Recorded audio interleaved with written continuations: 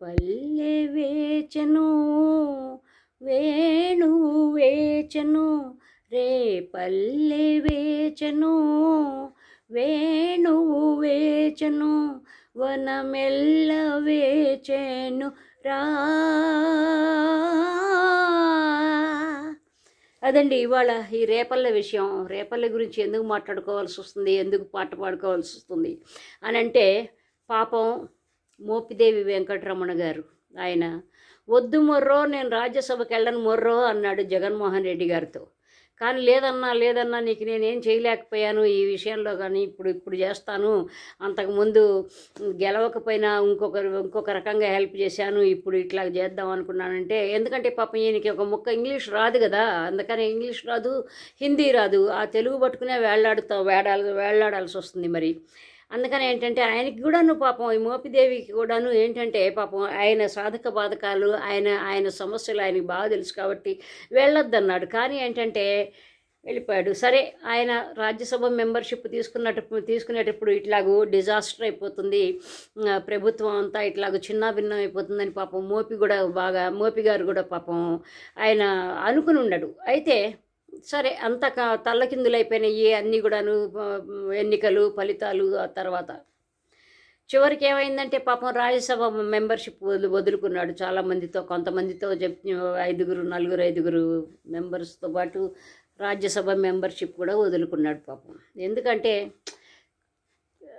బీజేపీకి కానీ ఆ కూటమికి కానీ అయితే బాగుంటుంది కదా, అట్లా మంచిగా ఆలోచించుంటాడు పాపం ఆయన. ఎందుకంటే ఎటు మేము చేసేది లేదు, పాడు లేదు, చేసేది పెట్టేదేం లేదు, ఎందుకు ఏదో పాపం వాళ్ళు బాగా కష్టపడుతున్నారు కదా, కష్టపడే వాళ్ళకే కష్టే ఫలే లక్ష్మి అవుతుంది కాబట్టి కష్టపడే వాళ్ళకి ఇచ్చేసేద్దామని పాపం అని అనుకుంటాడు. ఎందుకంటే వాళ్ళకి ఇద్దాము అని అనుకున్నాడా అని మీరు ఎట్లా అంటారంటే, వాళ్ళకి వెళ్ళకపోతే ఇంకా ఎవరికి వైఎస్ఆర్ సిపికి అంత దమ్ము లేదు కదా, అన్ని ఎమ్మెల్యేలు లేరు కదా, ఎమ్మెల్యేలు కానీ ఎంపీలు కానీ.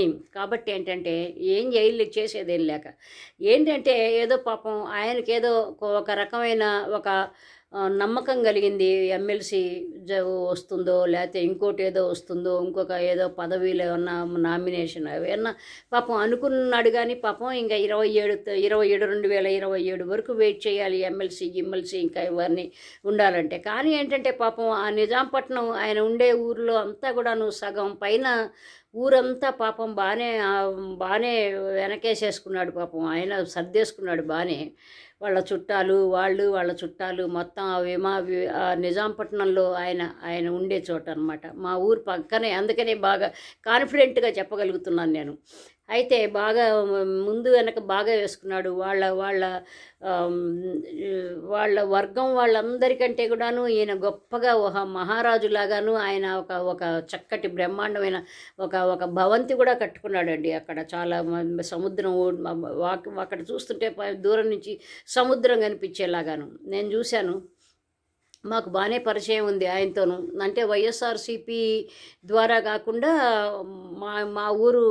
మా ఊరు పక్కన నిజాంపట్నం కాబట్టి వాళ్ళు ఇటు వస్తూ ఉంటారు, మేము అటు పోతూ ఉంటాం. నిజాంపట్నం 2-3 కిలోమీటర్లే, అంతకంటే ఎక్కువ దూరం ఉండదు. పాపం ఏదో ముందు వెనక వేసుకున్నాడు. పైగా ఈయనకి ఇంకొక ఎసెట్ ఏంటంటే, ఈయన తమ్ముడు అనుకుంటా, ఆయన కూడా ఒకడు బాగా అందవేసిన చెయ్యి అని చెప్పాలి. ఇట్లాంటి వెనకేసుకోవటంలో అన్నీ కూడా చాలా బాగా సర్దటంలో, వెనకేసుకోవటంలో బాగానే కాంగ్రెస్లో ఉన్నప్పటి నుంచి కూడాను ఇన్నేళ్ల నుంచిను ఈ రాజకీయాల్లో ఉండి బాగానే సంపాదించుకున్నాడు పాపం. అన్నీ సంపాదించుకున్నాడు బాగానే. ఆయన ఏం చేశాడు, ఎన్ని సేవలు చేశాడు ఆయన సొంతగా అంటే అది మనం చెప్పలేం. కానీ ఏంటంటే పాపం ఈ వేచి చూస్తున్నాడు.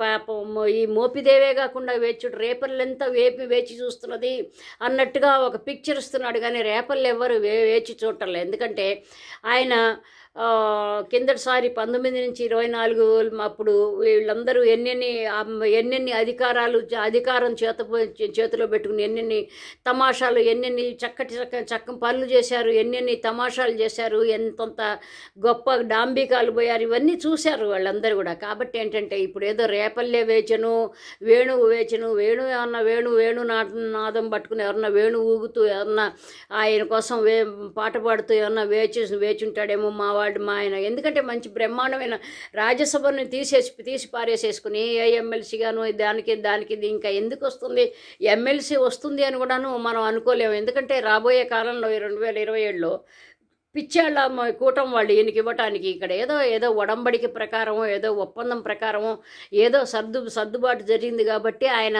ఆ రాజ్యసభ మెంబర్షిప్ వదిలేసుకున్నాడు. కాబట్టి ఇంకా ఎంతే వేణు సముద్ర తీరాన నిజాంపట్నం దగ్గర సముద్ర తీరాన కూర్చుని చక్కగా పడవలో కూర్చుని ఒక ఫ్లూటు పెట్టుకుని ఇదిగో చక్కగా ఇలాంటి రాజకీయ నాయకులందరూ కూడాను అంతే బాగా తెలివిగా బాగా బతక నేర్చింటే రాజకీయాలు బాగా చేయగలిగిన ఇట్లాంటి దిట్ట అయిన రాజకీయ నాయకులు మాత్రం ఒకటే పాట పాడుకుంటూ కూర్చోవాలి. రే పల్లె వేచను వేణువు వేచను వనమెల్ల వేచెనురా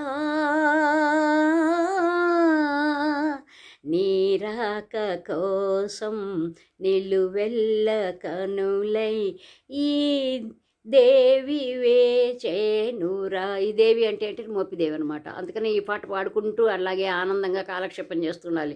వయసు కూడా బాగానే ఉన్నది ఆయనకి, కానీ ఏంటంటే ఏదో ఒక టీవీ ఒక మంచి రూపం భగవంతుడు ఇచ్చాడు, కానీ ఒక మంచి చక్కటి లక్షణమైన ప్రజలకి సేవ చేసే మంచి గుణం మాత్రం అది ఎంత ఉందో లేదో అది ఆయనకి తెలియాలి, ఆ ప్రజలకి నిజాంపట్నం వాసులకు తెలియాలి. ఇంకొక మంచి టాపిక్తో మళ్ళీ కలుద్దాం. బై అండి, లవ్ యూ ఆల్, బై.